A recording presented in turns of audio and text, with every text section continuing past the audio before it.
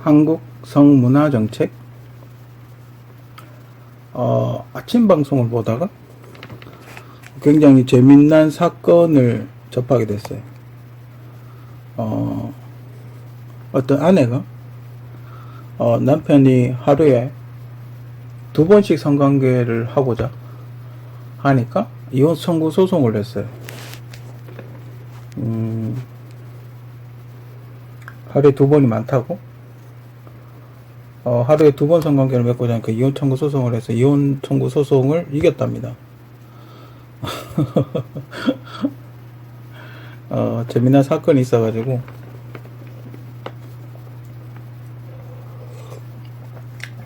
제가 이야기를 하는 이유는 이제 정부에서 개인의 성생활 횟수까지 제한을 하나? 그런 생각이 문득 들었어요.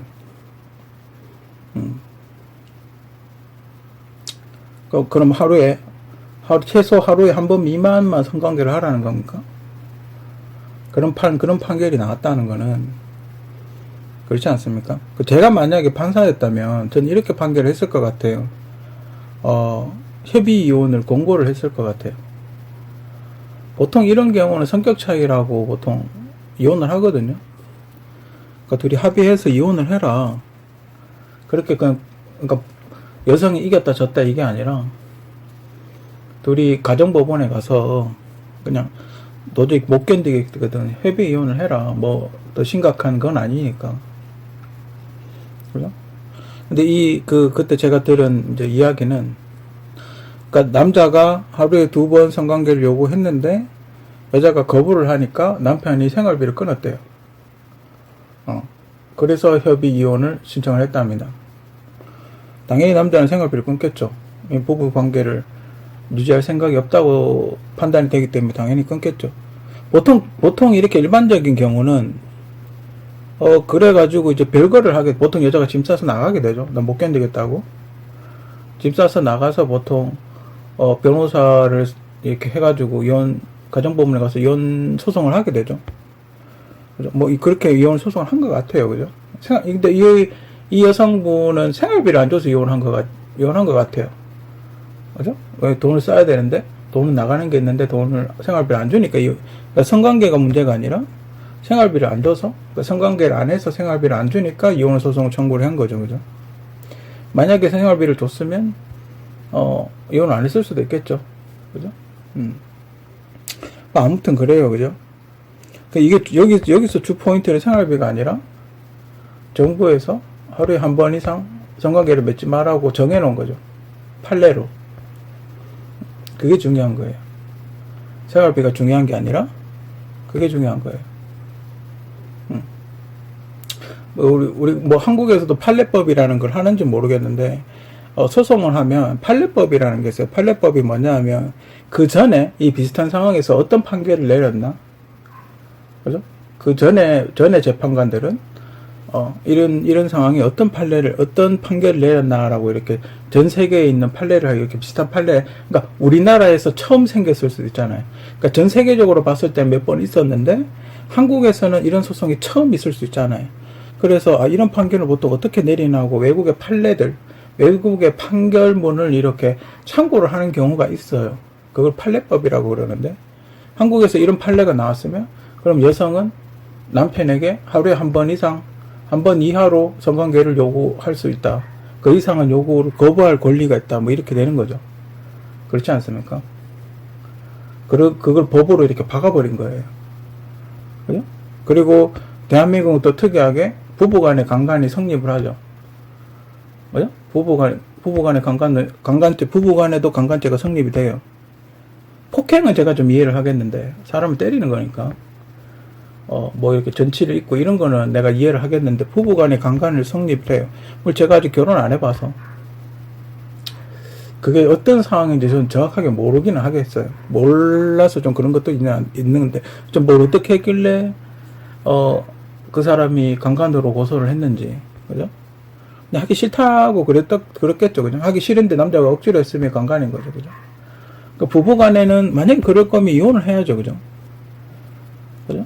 왜 부부 생활을 왜 하는지. 아니면 이렇게 대화를 통해서 의견 조율을 하든지, 그게 부부잖아요. 그죠? 이거는 부부 간에 대화 없이, 물론 제가 정확하게 그쪽 부부와 이쪽 부부의 어떤 상황을 정확하게 모르겠지만, 부부 간이라면 그런 거에 대해서 충분한 대화를 나눠야 되지 않나요? 솔직히 이 사람이 뭐 무슨 변태적인 행위를 요구한 것도 아니고, 아니면 수위를 좀 낮춰서 이야기했을 수도 있겠죠. 만약에 굉장히 무리한 요구를 했는데 뭐 그랬으면 이해를 하겠는데, 그죠? 굉장히 무리한 요구를 했는데 그런 걸 하면 이해를 하겠는데, 그냥 일반적인 상황에서 그냥 약간 뭐 거칠게 혹은 뭐 하다하게 약간 뭐 그렇게 완력을 행사했다 하고 부부간의 강간죄가 성립이 된다 이렇게 판례를 내리고, 또 하루에 한 번 이상 응하지 않아도 된다 이렇게 판례를 내버리면 거의 결혼을 누가 할까요? 그죠? 결혼할 남자는 없다고 봐요. 그러면 나는 뼈 빠지게 나가서 돈 벌어가지고 생활비 다 되는데 그런 것조차 하나도 해결이 안 되면 결혼할 이유가 없는 거예요. 그죠? 그렇지 않습니까? 제가 보기에는 하루에 한 번 관계를 하라는 건 뭡니까? 임신을 위한 관계 외에는 금지라는 거죠. 그죠? 왜냐면 저출산이니까. 그죠? 근데 더 웃긴 건 판례는 이렇게 내놔놓고 저출산이니까 1년에 수백 조씩 세금으로 지원을 해주고 있다는 거예요. 저출산이라고 돈을 쓰고 있다는 거예요. 웃기죠. 법원이 이렇게 만들어 놔놓고 여자를 자기 아내도 건들지도 못하게 만들어 놔놓고 수백 조의 세금을 쓰고 있다는 거예요. 그게 저출산이라고. 응? 희한하죠. 우리나라에 이런 성 관련 판례나 판결이나 법령이 굉장히 웃긴 게 되게 많죠. 여러분들 뭐 이미 다 아시겠지만, 강간보다 야동이 더 큰 형량, 이건 다 아시죠? 옛날부터 굉장히 회자가 됐던 건데, 그러니까, 물론 N번방 사건이, 뭐 그렇게 심각하지 않다, 이건 아니에요. 심각한 사건이에요. 그죠? 일종의 그런 거잖아요. 일종의 포주 같은 거잖아요. 그죠? 그러니까 몸을 직접적으로 성매매를 하지 않았지만 일종의 포주 같은 그런 형태의 그런 거잖아요. 그죠? 다만 성관계만 안 맺었다 뿐이지. 그죠? 그래서 그 정도는 제가 어느 정도 형량 몇십 년 때린 거는 이해를 하겠는데, 문제는 그거죠. 심지어 또 미성년자잖아요. 그죠? 근데 그 전에 그 사건이 있었죠. 그 16세 여성을 임신을 시키고 무죄 받은 사건이 있었죠. 그죠? 그럼 16세 이미 임신했다는 건, 뭐 마사기인지 아닌지 모르겠지만, 그래도 15세부터 관계가 있었다는 거잖아요. 그죠? 15세면 몇 살이에요? 중3, 중2 아닌가요? 그런 사람은 심지어 뭐 형량을 좀 받은 것도 아니고 무죄예요, 그냥. 그냥 무죄예요. 실제로 미성년자를, 어떻게 한 거는, 물론 그 사람이 조직적으로 뭔가 한 건 아니지만, 그죠? 뭐, 이렇게 뭐, 포주고 뭐 이런 건 아니지만, 실제로 그렇게 했던 사람은 무죄고, 이런 영상 중계하고 찍은 사람은 20 몇 년 형량을 받고, 그죠? 왜 이럴까요? 그죠? 그래서 저도 이 파일을 만들려고 생각하면서 생각을 해봤어요. 왜 이런 법령이 나왔을까? 왜 이렇게 법령이 되었을까? 우리가 상식적으로 생각해 봤을 때, 야동은 가난한 자들이 볼 가능성이 크죠. 그죠? 그리고 리얼 섹스는 권력자들이 할 가능성이 커요. 그렇지 않습니까? 지금 한국 사회에서 성매매에도 깜빵을 가고, 그죠? 뭐, 아무것도 못하게 돼 있지 않습니까? 뭐 정상적인 어떤 선 봐서 결혼해가지고 하루에 한 번 이상 성관계를 맺지도 못하게 돼 있고, 약간 거칠게 하면 강간이라고 고소를 당하는 이런 사회에서, 그죠? 굉장히 뭘 어떻게 하라는 건지, 그죠? 물론 뭐, 모든 남자들이 다 거칠게 하는 건 아니지만, 그죠? 그러니까 정부가 모든 걸 다 통제를 하고 있다는 거예요. 그게 문제라는 거예요. 그죠? 통제를 하면서 뭔가 조금이라도 걸리면 바로 집어넣겠다 뭐 이런 거예요. 그죠? 그러니까 이 시기가 언제쯤일까를 생각을 해봤어요. 뭔가 이런 게 불거져 나오는 시기가 언젠가. 김대중 정권 아니면 노무현 정권 같은데, 그게 어떤 사건이 있었냐면, 외국 여성이었나? 누가 이렇게 외국 여성을 데리고 와서 한국에서 성매매를 한 적이 있었어요. 근데 거기에서 이렇게 문을 잠가 놓은 거죠. 도망갈까봐. 어떤 이렇게 허름한 집에다가 넣어놓고 도망갈까봐 문을 잠가 놨는데 불이 나버린 거예요. 불이 나서 거기 성매매하던 외국 여성들하고 한국 여성들하고 다 죽어버린 거예요. 불 타서. 그 사건이 일어나고 난리가 나가지고 그 성매매 특별법이라는 게 만들어졌죠. 근데 성매매 못하게 한다고. 이제 뭐 그런 법이 만들어졌죠. 그런데 엉뚱하게 제일 먼저 피해를 입은 사람이 군인들이에요. 군인들이 그때 당시, 그러니까 뭐 병장들, 우리는 징병제니까 병장들이 나왔다가 뉴스 못 보고 그런 데 갔다가 걸려버린 거죠. 호적에 빨간 쪽 꺼이고 영창 가고 군대 가서 영창 가고 뭐 그런 사건이 있었어요. 그때 이후부터 지금까지 계속 이렇게 뭔가 하여튼 이런 쪽으로 성매매 쪽으로 계속 어떤 강력한 대처를 하고 있어요. 근데 되게 웃긴 거는 그렇게 강력한 대처를 하는데 더 웃긴 거는 전라도에 아직도 최근까지도 공창이라는 게 있었어요. 공창이 뭐냐면 국가에서 운영하는 성매매 업소가 공창이라 그러는데 그렇게 강력하게 처벌을 함에도 불구하고 최근까지도 전라도에 공창이 있었다는 거예요. 청량리 없어진 지 얼마 안 됐어요. 그죠? 청량리 없어진 지 얼마 안 됐다고요. 재개발한다고 없어졌지. 최근까지 제가 알기로 뉴스에 봤을 때 최근까지도 영업을 한 걸로 알아요. 그죠? 그럼 그렇게 강력하게 제재를 할 것 같으면 그런 업소들도 영업을 못하게 강력하게 뭔가를 조치를 취했어야 되지 않나? 그런 업체들은 다 내버려두고 그냥 이 사람들만 이렇게 처벌을 한다는 게 웃기잖아요. 그죠? 그 시기가 언제냐?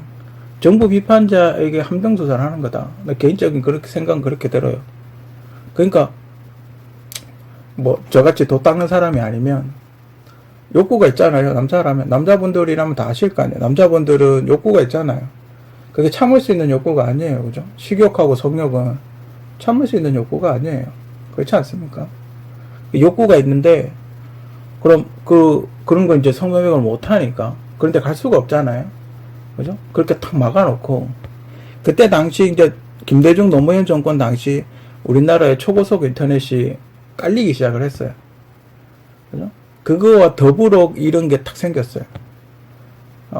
왜 그랬을까? 그죠? 따라다니는 거죠. 정부에게 비판적인 댓글을 다는 사람을 따라다니는 거예요. 응? 그래서 그런 때 만약에 정부에 별 생각 없이 댓글 달았다가 그 사람이 그런 업소를 가는 순간 깜빵에 넣는 거죠. 하나 걸려라 뭐 이런 거예요. 그죠? 누군가를 깜빵을 집어넣기 위해서 하나의 함정수사 같은 걸 하는 거다. 인간의 본능적인 욕구를 뭐 이렇게 어떻게 할 수 없는 그런 거 있잖아요. 그죠? 그러니까 뭐 일종의 쉽게 이야기하면 그런 거예요. 슈퍼에 가서 쌀을 못 사게 하는 거죠. 그리고 자기 말 잘 듣는 사람은 쌀 사가게 하고 자기 말 못 듣는 자기 말 안 듣고 정부 비판하는 사람한테 쌀을 못 사게 하는 거예요. 그럼 이 사람은 어떻게 해야 될까요? 그죠? 직접 시골 가서 농사 지어서 먹고 살아야 될 거 아니에요. 아니면 쌀을 못 먹든지. 그죠? 그렇게 만드는 거예요. 그죠? 만약에 쌀 사다가 들키면 어떡해요? 깜빵 가는 거예요. 너 쌀 사지 마라 그런데 왜 사냐고. 감시하고 있다가 깜빵을 집어넣는 거예요. 그죠? 의심되는 사건으로 법원. 아까도 그런 화재로 죽은 그런 안 좋은 사건이 있었다고 이야기했지 않습니까? 제가 보기에는 정부의 이런 흐름, 정부의 어떤 법안 만드는 흐름, 이런 걸로 봤을 때 전 인위적으로 그 사건을 만든 게 아닌가 그런 의심이 들어요. 이런 게 이제 음모론의 시작인데 9.11 같은 것도 그렇잖아요. 9.11도 이렇게 지금 밝혀진 역학관계 같은 거 이렇게 쭉 보면 오사마 빈라덴을 미국에서 밀어줘 놓고 9.11이 터져가지고 심지어 오사마 빈라덴을 제거를 했어요. 아프가니스탄의 대통령으로 오사마 빈라덴을 미국이 밀어줘 놓고 미국이 제거를 한 거죠. 그러니까 그런 음모론 같은 거 실제로 나중에 되면 진실로 밝혀지고 있죠. 그렇다는 거는 그 9.11 옥상에 은행에 있던 금고를 사고 나기 전에 옮겼다는 거, 은행에 있던 돈을 옮겼다는 거, 그것도 사실일 가능성이 크죠. 그때 음모론 같이 계속 많이 나왔었거든요. 그러니까 그런 사건을 만들어서 자기가 원하는 법안을 만드는 거죠. 그러니까 지금 내가 세월호 특보법 같은 법안을 만들고 싶어요. 근데 사고가 안 나잖아요. 그죠? 사고가 안 나면 이 법을 못 만드는 거예요. 그죠? 그렇지 않습니까? 사고를 입으로 내는 거죠. 사고를 입으로 내서 그 법을 발의를 하는 게 아닌가. 자, 우리가 세월호 때 생각을 해봅시다. 세월호부터, 그때부터 시작해가지고 지금까지, 정권이 바뀌기 전까지, 한 6, 7년 동안, 전부 그 모든 혜택이 다 민주당한테 갔어요. 그죠? 그러면 이 사건을 국민의힘이 일으켰을 가능성은 매우 적단 말이죠. 만약에 범인이 있다면 민주당 쪽 사람이겠죠. 그렇지 않습니까? 대통령도 국민의힘 쪽 사람이고, 박근혜 대통령은 심지어, 독재자 박정희의 딸이고, 박정희 대통령의 딸이고, 그 사람한테 계속 시위를 했지 않습니까? 박정희 대통령 죽어라고 계속 시위를 하던 사람들이에요. 그죠? 마침 정권을 잡았고, 대한민국 최초로 탄핵을 한번 시켜봐야 되겠다. 그죠? 뭐 그런 마음이 있었지 않나? 전 개인적으로 그렇게 생각을 해요. 그죠? 왜냐면 문재인 대통령도 지금 비슷한 짓을 하고 있거든. 비슷한 행동을 했잖아요. 그죠? 그리고 더 웃긴 건, 문재인 대통령 앞에 사저에서 누군가가 욕을 하고 시위를 하고 있다고? 시위를 못하게 해달라고 집시법을 개정을 한다 그러잖아요. 그죠? 웃기잖아요. 자기는 40년 동안 시위해놔놓고, 자기 집 앞에서 한 달도 시위 안 했는데, 집시법을 개정을 한대요. 그래서 제가 코로나를 정치 코로나라고 이야기했던 이유 중에 하나예요. 전염병 돈다고 시위를 못하게 한 거죠. 왜냐고요? 그렇게 되면 자기도 탄핵될 수 있으니까. 그죠? 자기도 또 박근혜 대통령하고 똑같은 일을 당할 수 있으니까 못하게 한 거죠. 그죠? 그냥 그래서 코로나를 정치 코로나라고 봐요. 그죠? 쌌어요. 그냥 뭐 유행성, 계절성 독감 정도. 그죠? 지금 약도 좀 수상하고. 그죠? 이제 제약업사들 돈 많이 못 벌었겠죠. 그죠? 아무튼 한국의 성문화 정책, 왜 이렇게 정부가 간섭을 하고 있나? 그죠? 왜 이렇게 하고 있나? 그죠? 그럼 지금까지 나온 판례를 보면, 어떻게 하는 게 가장, 바람직한 방법이냐? 그러니까, 결혼을 해서 아내와, 하루에 한 번 성관계로 애를 만들고, 다른 여자, 세컨드를 만들어서, 하루에 그러니까 한 번 모자라는 한 번의 관계를 하고 다니는, 그게 바람직한 거죠. 그죠? 왜냐면 간통죄가 없어졌기 때문에. 간통죄 없어질 때도 어땠어요? 그죠? 정말 구태의연한 법이라고, 구시대적인 법이라고 없었어요. 왜 없었을까요? 그죠? 그때 당시는 그냥, 그런가 보다 그랬어요. 그죠? 지금 생각해보면, 근데 왜 이런 판결을 낼까요? 그러니까 간통법은 구태의연한 법이라고 그래 놓고, 왜 이런 판례를 자꾸 낼까요? 그죠? 자기들이 뭔가 빠져나갈 법을 만드는 거죠. 그죠? 자기들이 뭔가 빠져나갈 공간을 만드는 거죠. 그죠? 보통 일반인이, 물론 불륜이나 간통을 할 수도 있지만, 보통 일반인이, 글쎄, 불륜이나 간통 사건이 뭐 몇 건이나 될까요? 그죠? 뭐 얼마나 되는지는 저도 뭐 정확하게 잘 모르니까. 아무래도 권력이 없는 사람보다는 권력이 있는 사람이 성상납을 받을 확률이 높죠. 그렇지 않습니까? 우리가 보통 일반적으로, 그러니까 돈이 많거나 권력이 좋거나 그런 사람이 성상납을 받을 확률이 높죠. 그러면 어떻게 해요? 그 성상납을 받은 사람의 아내가 만약에 어떤 뭐 젊은 여성과 관계를 했다고 가정을 했을 때 간통으로 집어넣을 수 있잖아요. 그죠? 그렇지 않습니까? 만약에 어떻게 뭐 바람 피우는가 싶어가지고 뭐 이렇게 할 수 있잖아요. 흥신소 같은 거 붙여가지고 누구 만나고 다니나라고 하면서 간통죄로 고소를 할 수 있으면 깜빵 갈 거 아니에요. 그죠? 그런 걸 방지하기 위해서 없앤 게 아닌가? 그죠? 시대가 점점 대한민국도 개방이 돼가고 있는데 그런 것 때문에 그 법은 없애고 나머지는 다 이렇게 막 얼가매죠. 심지어 하루에 성관계 해야 되는 횟수까지 국가에서 판례로 정하고 있어요. 그죠? 그죠? 왜 이러는 정책을 할까요? 그죠? 왜 이런 정책을 계속 하고 있을까요? 그죠? 전 처음에 성매매 금지법이 나왔을 때 제가 생각했던 건 그거예요.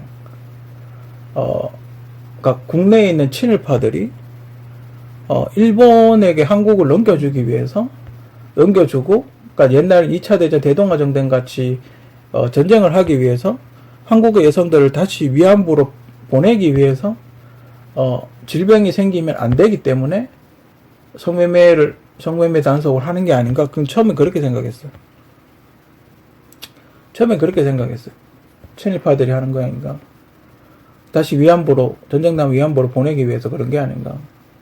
근데 그게 벌써 한 20년이 흘렀단 말이에요. 20년이 흘러서 아닌가? 전쟁이 안 일어나니까. 그죠? 일본하고의, 물론 지금 사이가 그렇게 좋다고 보진 않지만, 이제 일본하고 전쟁이 일어나지, 아직까지 안 일어나고 있기 때문에, 뭐, 그런가? 그렇게 생각을 했어요. 근데 일본이 계속 정책을 저렇게 하고 있죠. 군비 확장을 하고 있고, 평화헌법을 고치려고 하고 있고, 조만간에 아마 군대를 정식으로 출범시킬 것 같아요. 그죠? 1년에 100조 원 정도의 어떤 그 군사, 국방비를 지출한다고, 그렇게 한국에 한 2배 정도를 지출한다고 그렇게 이야기를 하고 있고, 실제로 장비나 이런 거로 봤을 때는 한국보다 월등하게 좋거든요. 오스프리가 그렇게 좋은 비행기다, 안 좋지 않은 비행기다라고, 물론 추락을 좀 많이 한다 하더라고요. 근데 한국에는 오스프리가 한 대도 없죠. 근데 일본에는 오스프리가 20몇 대인가 30대 가까이 있는 걸로 아는데, 그죠? 그럼 우리나라 조종사들은 오스프리 운전조차 못 해봤어요. 그죠? 근데 일본에는 이미 오랫동안 오스프리를 운행을 하고 있단 말이에요. 그 조종사들이 이미 능숙해져 있을 거 아니에요. 그죠? 만약에 그 둘이 붙었을 때 누가 더 유리할까요? 그죠? 헬기보다 오스프리가 훨씬 더 빠르거든요. 적에 침투하기가 훨씬 좋단 말이에요. 공중급유도 가능하고. 그러니까 특공대를 특정 지역에 떨어뜨리기 되게 좋단 말이에요. 침투하기가. 속도가 훨씬 빠르기 때문에 헬기보다 안전하고, 바람이 불면 헬기는 뒤집어지는데 오스프리는 바람이 불어도 어느 정도 버틴단 말이에요. 그죠?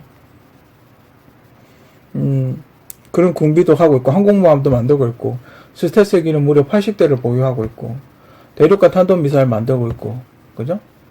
분명히 어딘가에서 핵폭탄 구하는 건 전 일도 아니라고 봐요. 난 일본에 핵폭탄이 있다고 보거든요. 일본이 마음만 먹는다면 핵폭탄 만드는 건 일도 아니라고 봐요. 뭐 한국에 일단 한 발 때려놓고 시작하면, 그죠? 근데 한 발 때리기가 좀 힘들긴 하겠죠, 그죠? 왜냐면 이렇게 밀고 올라가야 되니까. 핵폭탄 쏘는 게 쉽지는 않겠지만, 바다에다 이렇게 쏴가지고 약간의 타격을 줄 수 있겠죠. 그죠? 뭐 어떤 식으로도 핵 공격을 할 수가 있어요. 그죠? 통신을 마비시킨다든지, 뭐 어떤 식으로든 뭐 EMP 같은 거 만들어서 공격한다든지, 그죠? 그런 게 충분히 할 수 있단 말이에요. 그죠? 근데 과연 한국이 일본이 들어오면 막을 수 있나, 이 말이야. 내가 궁금한 건 그거예요. 한국의 성문화 정책과 더불어서 인구가 점점 줄어들고 있단 말이에요. 심각한 수준으로 인구가 줄어들고 있단 말이에요. 지금 좀 있으면, 지금 현역병이 40만 명 정도 있다는데, 좀 있으면 한 20년 후에 현역병이 몇 명이나 될까? 20만 명 되겠습니까? 그죠? 20만 명이 안 될 거란 말이에요. 굉장히 심각한 문제예요. 일본이 인구가 1억 명인데, 일본도 뭐 저출산이긴 합니다만은, 그래도 일본은 1억 명이 한 명씩 낳는 거하고, 그러니까 1억 명과 5천만 명이 넘는 사람이 뭐 5대5라고 가정했을 때, 5천만 명이 넘는 사람이 한 명씩 넣는 거하고, 우리는 한 3천만 명이 한 명씩 넣는 거하고, 분명 인구 속도가 다를 거란 말이에요. 그리고 저출산이고. 그죠? 나중에 병력이 확 줄어버리면 어떻게 싸워서 이길 거냐, 이 말이야. 그죠? 심각한 문제, 국가의 존재를 위협할 수 있는, 지금 약간 방공교육 받았고 경험 좀 많이 쌓여있는 사람은 한 20년 후면 제 나이가 60이 넘는단 말이에요. 70 가까이 된단 말이에요. 그러니까 70대 노인이 과연 전쟁을 할 수 있겠냐, 이 말이에요. 젊은 인구는 적고 전부 60, 70대 노인들인데, 과연 전쟁이 벌어졌을 때 과연 우리가 막아낼 수 있겠냐, 이 말이에요. 전 없다고 보거든요. 그죠? 내 몸 하나 건사하기도 힘들다고 보거든요. 근데 왜 이런 정책을 계속 하고 있을까요? 그죠? 물론 이게 출산에 도움이 된다고 볼 수는 없지만 위축을 시키잖아요, 사람이. 그럼 이렇게 되면 결혼 다 안 할 거 아니에요. 결혼하는 의미가 없으니까. 물론 뭐 결혼 생활이 꼭 그 부부 관계만 하는 건 아니지만 그래도 어느 정도 부부 관계도 어느 정도 있단 말이에요. 그죠? 그렇지 않습니까? 부부 관계도 결혼 생활에 가장 엄청나게 큰 비중을 차지해요. 그렇지 않습니까? 근데 이런 식으로 해버리면 위축이 된단 말이에요. 누가 결혼하겠어요? 그죠? 응? 왜 정부가 이런 식으로 해결을 하냐 이 말이에요. 그죠? 그 만약에 그 여성분이 꽃뱀이라고 가정을 해봅시다. 그죠? 뭐 의도적으로 접근을 해가지고 남편이 재산이 많아요. 그죠? 남편이 돈이 많은 사람이야. 그럼 의도적으로 접근을 해가지고 한 몇 개월 살다가 신혼이니까 남편이 이렇게 좀 열심히 하겠죠. 이제 막 사랑이 샘솟을 거니까, 그죠? 허니문 고귀하니까 열심히 할 거 아니에요. 그랬는데 여자가 갑자기 스톱을 걸더니 못하게 하니까 생활비 안 주니까 이혼 청구 소송을 했어요. 그죠? 의도적으로 그럴 수도 있지 않습니까? 만약에 이분이 정말 이 사람이 그런 걸 못 견뎌서 이혼했다 그러면 위자료도 필요 없다, 난 그냥 이혼하겠다 이렇게 하겠죠. 근데 만약에 그에게 위자료를 청구를 했다면 이건 뭐 100%죠. 그렇지 않습니까? 이건 뭐예요? 되게 맛있는 음식을 주다가 갑자기 또 끊어버리는 거죠. 그런 거 아닙니까? 그죠? 그죠? 굉장히 맛있는 음식을 매일같이 해주다가 밥을 안 해주는 거. 그런 거 마찬가지잖아요. 그죠? 그럼 밥 먹고 싶겠죠? 그죠? 물론 그 두 분의 어떤 속사정까지 제가 소속들이 모르지만, 만약에 그에게 청구 소송을 해서 그런 약간 꽃뱀 스타일로 결혼을 했다면, 남자도 그에 대응하는 뭔가를 할 수 있게끔 해줘야죠. 결혼 사기로 고소를 할 수 있게 해줘야죠. 그죠? 생각보다 그런 사람들 많은 걸로 아는데. 남자도 만약에 그 여자가 돈을 보고 결혼해서 의도적으로 위자료를 뜯어내려고 했으면 남자도 그에 상응하게 대응을 할 수 있는 법안을 만들어줘야죠. 그렇지 않습니까? 그죠? 아무튼 왜 이렇게 한국의 어떤 법령들이 왜 이렇게 돼가고 있는지 잘 모르겠어요. 그죠? 그래서 그 가끔 서양인들이 아시아인 보고 동양인들 보고 옐로우 몽키 그러는 거예요. 그래가지고 나는 그 피부색이 노래서 옐로우 몽키라 그러나? 그렇게 생각을 해봤어요. 요즘 또 원숭이 도창이 또 있잖아요. 왜 옐로우 몽키라고 그 사람들이 이야기할까라고 요즘 이렇게 생각을 해보니까 말귀를 못 알아들어서 그런 게 아닌가. 지적 수준이 인간에 비해서 떨어져서 그런 게, 자기들은 인간이고 자기들이 생각하는 수준보다 왜 저런 걸 하지? 라고 수준이 떨어지는 정책들을 해서 그런 게 아닌가. 그죠? 요즘 이렇게 그런 얘기들이 회자가 되고 있거든요. 원숭이 이렇게 운전시키는 거. 그죠? 발음도 비슷하죠. 원숭이도 청하고. 그러니까 원숭이는, 만약에 원숭이가 운전을 하는데 사람이 뒤에서 브레이크를 밟아라고 하면 왜 브레이크를 밟아야 되는지 모른다 그러잖아요. 그러니까 그냥 시키는 대로 해, 이런 거죠. 그건 약간 비꼬는 거죠. 제가 보기에는 아시아인을 비꼬는 게 아닌가. 그죠? 그렇게 지적 수준이 떨어지는 행동들을 하고 있다 이 말이에요. 그리고 그거를 개선할 방법도 찾지 못하고 있다 이 말이에요. 그죠? 그렇게 조롱을 당하면서도 이런 판례를 해요. 그죠? 왜 스스로 판단하고 스스로 할 수 있고 스스로 결정할 수 있는 그걸 안 하냐 이 말이에요. 그죠? 제가 하고 싶은 말은 그거예요. 자기의 성조차도 왜 스스로 결정하지 못하냐 이 말이에요. 그죠? 아무튼 한국의 성문화정책 한번 적극적으로 이렇게 전체적으로 한번 좀 뭔가 해봐야 되지 않나? 그죠? 전체적으로 한번 점검을 해봐야 되지 않나 개인적으로 이렇게 생각을 합니다.